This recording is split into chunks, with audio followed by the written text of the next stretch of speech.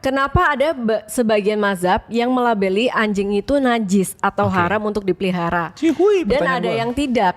Kenapa nggak dijadikan haram yang mutlak seperti babi? Bahkan najis babi pun nggak seberat anjing. Apa yang menyebabkan anjing itu najis selain karena air liurnya yang katanya banyak bakteri? Ada nggak sih awal mula kenapa bisa anjing itu najis? Padahal lucu, nurut, dan pintar. Iya. Ini Raymond yang nanya ya? Ini Raymond. Raymond yang nanya nih. Iya. Jawabannya sederhana, balik lagi ya berarti ya. Itu kan adalah kehendaknya Allah ya. Cuma kalau ibroh balik lagi kita bisa untuk ngambil itu. Pertama gini, kita bahas dulu kenapa terjadi perbedaan di antara ulama-ulama dalam memutuskan sesuatu. Misalnya, contoh kayak gini misalnya. Ada namanya Imam Maliki, salah satu imam madhab. Imam Maliki ini berpikir begini, menurutku yang paling ngerti tentang Islam adalah Rasulullah. Benar dong asumsinya.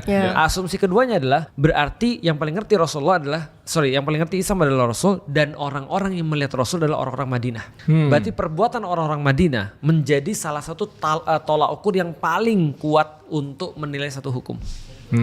Gitu kan ya misalnya. Nah, tapi ada yang namanya Imam Hanafi. Imam Hanafi ini tinggalnya di Irak dan beliau ini tidak bersentuhan banyak dengan di Madinah. Jadi agak jauh sehingga dia murni banyak menggunakan logika. Dan kita tahu logika juga bagian daripada agama kan. Nah, maka dia dikenal sebagai ahli logika. Sedangkan Imam Malik ngikutin orang-orang di Madinah dan hadis-hadis dan segala macam. Maka mereka berbeda dalam menggunakan pendapat dalam satu hal.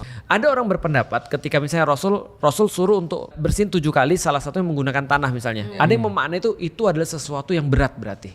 Ada yang memaknai enggak juga kok, itu cuma disuruh aja. Nah, karena perbedaan kayak gitu akhirnya satu menganggap ini haramnya atau najisnya, najis berat, ada satu yang najis ringan, cuma tinggal sekedar dicuci aja. Nah, jadi perbedaan-perbedaan semacam itu. Jadi itu pendapat pribadi dong ya? Pendapat pribadi yang akhirnya jadi madhab. Madhab itu sebenarnya kayak apa ya? Kayak jalan pemikiran. Contoh misalnya kayak aku dan pengikut-pengikutku. Berarti Felix, karena Felix itu mewariskan satu cara berpikir yang khas, pengikut-pengikutnya disebut Felixi misalnya. Tapi berarti berat ringannya najis itu sama haram itu dari ulama. Dari ulama. Dan mereka dan orang muslim sekarang boleh milih mau ikut yang mana. Emang nggak ada hadis atau Al-Quran yang menyeluruskan itu jadi supaya kita satu pemikiran? Seperti babi.